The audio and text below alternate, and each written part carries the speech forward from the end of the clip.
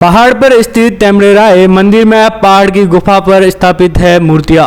50 साल तक आवड़ माँ तेमड़े पर्वत पर रही, तेमड़े नामक राक्षस को मारा तो कहलाई तेमड़ेराय। नमस्कार, मैं आपका साथी हिम्मत सिंह और आप देख रहे हैं डेजस्ट्रॉम न्यूज़।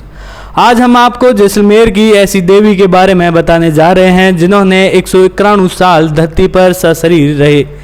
जैसलमेर शक्ति का उपासक रहा है, जिससे देवियों का मन जैसलमेर के प्रति प्रसन्न है।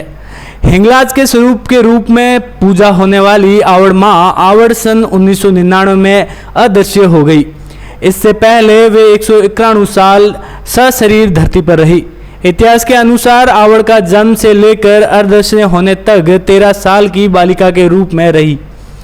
इसके साथ ही वे करीब 50 साल तेमड़े में रही, जिससे यहाँ के लोगों में तेमड़ेराय के प्रति अटूट श्रद्धा है। इस पर्वत पर तेमड़े नाम का राक्षस रहता था, जिससे आसपास के लोगों को हमेशा डर रहता था। इसी पर्वत पर माता ने तेमड़े राक्षस का वध कर दिया। इसके बाद उसकी गुफा पर अपने हाथ से शिला रखकर उसे बंद कर दिया। यहीं से आवड़ माँ पाकिस्तान के हिंगलाज के लिए प्रस्थान करने के समय अदृश्य हो गई। मामड़िया जी परिवार सहित सिंध में हाकड़ा समुद्र के किनारे बसे। अकाल के कारण गए सिंध। हाकड़ा समुद्र को आधे चुल्लू में पी लिया। आवड़ अपने 131 साल के जीवन में सबसे ज्यादा 50 साल तेमड़े में रही। इससे पहले अकाल के चलते मामड़िया जी अपने परिवार सहित सिंध में हाकड़ा समुद्र के किनारे जा बसे। एक दिन आवड़ अपनी बहनों के साथ नदी में नहाने गई तो लूचा नाई ने उन्हें देखकर उनकी शिकायत बादशाह नूरन को कर दी। जिसके बाद नूरन इन्हें देखने पहुंचा तो सबसे पहले चमत्कार के रूप में आवड़ ने नाग का रूप धारण किया, जिस पर उनका नाम नागणेची पड़ा। इसके बाद नूरन वहां से चला गया। उन्होंने मामड़ जी को अपने पास बुलाया तथा आवड़ से शादी का प्रस्ताव रखा। इसके बाद मामड़ जी दुखी होकर घर पहुंचे, जिस पर उन्होंने परिवार सहित जगह छोड़ने का मानस बनाया। लेकिन तीनों तरफ से नूरन के सैनिकों के कारण आवड़ ने सभी को हाकड़ा समुद्र से चलने की बात कही। समुद्र किनारे पहुंचने पर आवड़ ने उन्हें जाने के लिए रास्ता देने की प्रार्थना की। समुद्र के नहीं मानने पर आवड़ ने आधे चुल्लू में समुद्र को भरकर उसे पी लिया। भारत का सबसे बड़ा शक्तिपीठ माना जाता है तेमड़ेराय। अब कुछ लोग कहेंगे कि भारत का सबसे बड़ा शक्तिपीठ क्यों कहा जाता है? जैसे कामाख्या है, ज्वालामुखी है, ये भी स्थान माता जी के जो 10 महाविद्याओं में 10 महाविद्याएं बहुत बड़ा शक्तिपीठ है। अब उसमें इनको श्रेष्ठता इस मंदिर को क्यों दी गई है? उसका एक रीजन है कि शिवकर प्रथम पटरानी सती माता, उसके बाद में पार्वती है।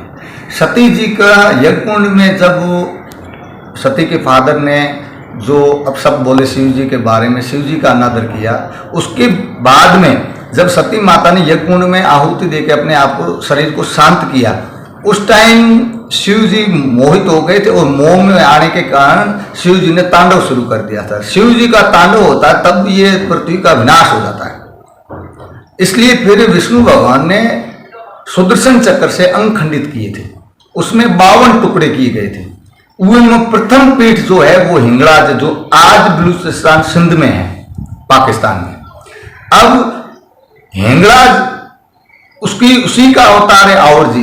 अब इसको उपाधि दी गई सती माता की, यानी कि सती माता की 10 महाविद्याओं में जो 10 अलग अलग शक्तिपीठ 52 टुकड़े किए गए थे, उसमें से 10 महाविद्याओं के मंदिर अलग है, वो मेन मुख्य पीठ है। और जो हिंगलाज है वहां पे सिर के भाग पड़ा था, इसलिए वहां हिंगोल नाम प्रकट हिंगलाज नाम पड़ा। और हिंगलाज का पूर्ण रूप आवड़ जी ने धारण किया, इसलिए ये सती का पूर्ण रूप है। इसलिए ये भारत का सबसे बड़ा शक्तिपीठ माना जाता है। राजस्थान में, भारत में जितनी भी शक्तियां हुई, जितनी भी देवी देवता है, या फिर आज भी जो चारण समाज एक अपने लिए सर्वप्रिय, हर जाति में विशेष है एक चारण समाज जो माता जी के प्रिय, और माता जी ने चारण समाज में ही अपना जन्म लिया है। इसलिए उनके आज भी चारणों में कई अवतार हैं। तो उन सभी के जो जितने भी अवतार है आज जो मौजूद है शरीर में, शक्तियां आज भी यहाँ पे, जैसे राजस्थान में भी खूब शक्तियां, गुजरात में भी खूब शक्तियां हैं। तो उन सबका जब आवड़ जी के यहाँ पहला धोख लगा तभी उनके आगे की प्रगति होती है। जब और ये इसलिए भारत का सबसे बड़ा शक्तिपीठ है और यहाँ पे भक्तों का बहुत ज्यादा प्रभाव रहता है। और यहाँ माता जी के सब भगतगण आते हैं, जैसे नवरात्रि है इसमें भी होता है, भाद्रे में भी होता है मेला बड़ा। और ये जो 4 नवरात्रि आती है उसमें से 2 जो मुख्य अलग है और 2 ये गुप्त भी आती है, ठीक है। उसके अकॉर्डिंग यहाँ माता जी के आउट जी का एक नियम है, यहाँ पे आउट जी के खुद के आधार पे ही लोग यहाँ दर्शन कर पाते हैं। आउट जी जिसको चाहती है वही दर्शन कर पाते हैं, बाकी नहीं है। जैसे आउट जी के मुख्य धाम तेमड़े राय, ये तेमड़े राय नाम क्यों पड़ा? तेमड़ा नाम का एक राक्षस था दैत्य, उसका वध करने के बाद में जब उसने आउट जी से निवेदन किया, जब माता जी उनका वध कर रही थी तो उन्होंने बोला कि हे माँ, मैं दुष्ट हूं पर तेरी हाथ से मेरी मौत हो रही तो मेरी गति होना निश्चित है, इसलिए मैं भी तेरा दास हूं। तब माता जी ने बोला कि मैं तेरा नाम रखूंगी। ये स्थान तेमड़े राय नाम से विख्यात होगा, इसलिए इसको तेमड़े राय कहा जाता है। ये आउट जी का स्थान है। आउट जी मामड़ जी की लड़की, मामड़ जी सगुआपुर में, ये 7 बहने, 8वां मैरख भाई। और तनोट ये भी आउट जी का ही मंदिर है।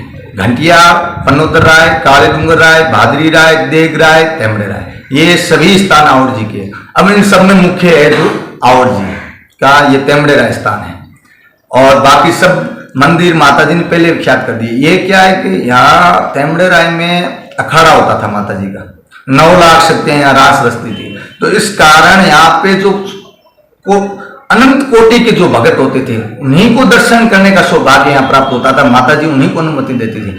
अब धीरे धीरे लोगों में जागृति हुई है और माता जी के प्रति जो आस्था रखते हैं तो माता जी उनको यहाँ बुला देती है। माता जी की इच्छा के बगैर यहाँ दर्शन नहीं होता। उसका कारण है, अब ये बोलेंगे कि ये क्यों होता है। जैसे रामचंद्र जी ने रावण का वध किया, रामचंद्र जी ने रावण का वध किया, तब उनको ब्रह्म हत्या का पाप लगा। ब्रह्म हत्या का पाप लगा तो रामचंद्र जी ने सीता माता जी से आपस में बातें कर रहे थे, बोला भाई जो ये ब्रह्म हत्या का मुझे पाप लगा है, भले ही रावण असुर दुष्ट व्यक्ति का था लेकिन वो एक ब्राह्मण था और एक जाना माना ब्राह्मण था, ऐसा नहीं जैसा तैसा नहीं था। तो सीता माता जी ने निवेदन किया था रामचंद्र जी से कि हिंगलाज के दर्शन करो, हिंगलाज ही अपना मार्गदर्शन कर सकती। तब सीता माता जी ने रामचंद्र जी और लक्ष्मण जी और हनुमान जी इन लोग साथ में थे और रामचंद्र जी ने हिंगलाज का आह्वान किया तो माता जी प्रकट हुए। माता जी ने बोला कि आप पैदल यात्रा मेरी हिंगलाज की करो तो आप इस पाप से मुक्त हो जाओगे। इस कारण अब वहां से जैसे रवाना हुए तो ये 4 ही थे पास में, आह्वान किया उस टाइम। और बाद में रामचंद्र जी को लगा ये सेना ने मेरे साथ में युद्ध लड़ा था, इनको भी दर्शन करवा लेता, मैं तो जा ही रहा हूँ। तो जैसे हिंगलाज की सीमा क्षेत्र चालू हुआ तो बाकी वाले जो बंदर थे जो इतना बड़ा युद्ध लड़ा था उसमें कभी आपस में तू मैं नहीं हुई थी, लेकिन उस जगह जाके ये विवाद होना शुरू हो गया। तब रामचंद्र जी ने पूछा सीता माता जी से कि भाई इतना बड़ा युद्ध लड़ा, कभी आपस में तू मैं नहीं हुई, कोई बीमार नहीं हुआ, आज ये स्थिति उत्पन्न क्यों हुई? तब सीता माता जी ने बोला था कि आप हिंगलाज का आह्वान करो, उनके क्षेत्र में है, कोई अपने से त्रुटि हुई। तब उन्होंने हिंगलाज माता जी का आह्वान किया। तब हिंगलाज माता जी ने प्रकट होकर आदेश किया कि मैंने अनुमति आपको ही दी थी, आपने आह्वान किया, तब आप सीता माता, रामचंद्र जी और लक्ष्मण जी और हनुमान जी थे। अब ये बाकी सेना ये मैं चाहूंगी तब दर्शन होगा, आप चाहोगे वैसे दर्शन नहीं होगा। इस कारण आज भी हिंगलाज मंदिर में बंदरों की टोली जाती है, वो आज भी दर्शन चल रहे हैं, क्योंकि वो एक ब्राह्मण था और एक जाना माना ब्राह्मण था, ऐसा नहीं जैसा तैसा नहीं था। तो सीता माता जी ने निवेदन किया था रामचंद्र जी से कि हिंगलाज के दर्शन करो, हिंगलाज ही अपना मार्गदर्शन कर सकती। तब सीता माता जी ने रामचंद्र जी और लक्ष्मण जी और हनुमान जी इन लोग साथ में थे और रामचंद्र जी ने हिंगलाज का आह्वान किया तो माता जी प्रकट हुए। माता जी ने बोला कि आप पैदल यात्रा मेरी हिंगलाज की करो तो आप इस पाप से मुक्त हो जाओगे। इस कारण अब वहां से जैसे रवाना हुए तो ये 4 ही थे पास में, आह्वान किया उस टाइम। और बाद में रामचंद्र जी को लगा ये सेना ने मेरे साथ में युद्ध लड़ा था, इनको भी दर्शन करवा लेता, मैं तो जा ही रहा हूँ। तो जैसे हिंगलाज की सीमा क्षेत्र चालू हुआ तो बाकी वाले जो बंदर थे जो इतना बड़ा युद्ध लड़ा था उसमें कभी आपस में तू मैं नहीं हुई थी, लेकिन उस जगह जाके ये विवाद होना शुरू हो गया। तब रामचंद्र जी ने पूछा सीता माता जी से कि भाई इतना बड़ा युद्ध लड़ा, कभी आपस में तू मैं नहीं हुई, कोई बीमार नहीं हुआ, आज ये स्थिति उत्पन्न क्यों हुई? तब सीता माता जी ने बोला था कि आप हिंगलाज का आह्वान करो, उनके क्षेत्र में है, कोई अपने से त्रुटि हुई है। तब उन्होंने हिंगलाज माता जी का आह्वान किया। तब हिंगलाज माता जी ने प्रकट होकर आदेश किया कि मैंने अनुमति आपको ही दी थी, आपने आह्वान किया, तब आप सीता माता, रामचंद्र जी और लक्ष्मण जी और हनुमान जी थे। अब ये बाकी सेना, ये मैं चाहूंगी तब दर्शन होगा, आप चाहोगे वैसे दर्शन नहीं होगा। इस कारण आज भी हिंगलाज मंदिर में बंदरों की टोली जाती है, वो आज भी दर्शन चल रहे हैं, क्योंकि माता जी ने बोला जिसका जब टाइम होगा मेरा दर्शन करने का, उस टाइम ये उठ के वहां आ जाएंगे, बाकी यहीं रहेंगे। इसलिए ये सर्वोपरि है और ये भारत का बड़ा शक्तिपीठ है। और यहाँ पे बाकी जितने मंदिर है वो भक्तों के बनाए हुए हैं। कितना पुराना मंदिर है? ये आप मान लो 1500-1600 साल। अब इसमें जो मंदिर बनाया उसके अंदर आपने देखा होगा एक गुफा है, गुफा के आगे एक शिला रखी हुई है। इस शिला को आवर जी ने अपने हाथ से रखा है। इस शिला की मान्यता है, इस शिला को तारंग शिला भी कहते हैं और अदर शिला भी कहते हैं। अदर क्यों कहते हैं? जमीन से अनटच है। आज से 100 साल पहले हमारे पूर्वज बातें करते थे कि हमारे पूर्वज कहते थे कि इस शिला के नीचे से धागा निकलता था, क्योंकि ये हवा में थी। टेमड़ा नाम राक्षस असुर था, उसको उस गुफा के अंदर खत्म करके और गुफा का द्वार उस शिला से बंद किया था और उस शिला को अदर शिला कहते, उसके ऊपर खुद बैठ के और अपना थान थपाया। और तारंग शिला यही शिला है जो आवर जी के हाथ से रखी हुई। बाकी जितने भी मंदिर है सब भक्तों के बनाए हुए। ये मुख्य धाम इसलिए बड़ा माना जाता है। और आवर जी के अवतार हुआ करणी जी। करणी जी 7 बार तेमड़े पैदल आए। करणी जी के अवतार हुआ इंद्रबाई शाह नागौर खुड़द, वो भी यहाँ पैदल आए। जितनी भी शक्तियां हैं यहाँ तेमड़े राय में ही पहला उनका नियमन होता है, क्योंकि बलूचिस्तान पाकिस्तान में जो अपना हिंगलाज मंदिर है वो भी वहां जा नहीं सकते। इस वजह से माता जी ने उपाधि दी थी कि हिंगलाज के बाद दूसरा स्थान तेमड़े राय, जो मेरा हिंगलाज माना जाता है। जो तेमड़े राय का दर्शन करेंगे उसका हिंगलाज का दर्शन माना जाएगा। इसलिए इस मंदिर को उपाधि दी गई है कि ये भारत का सर्वश्रेष्ठ मंदिर है।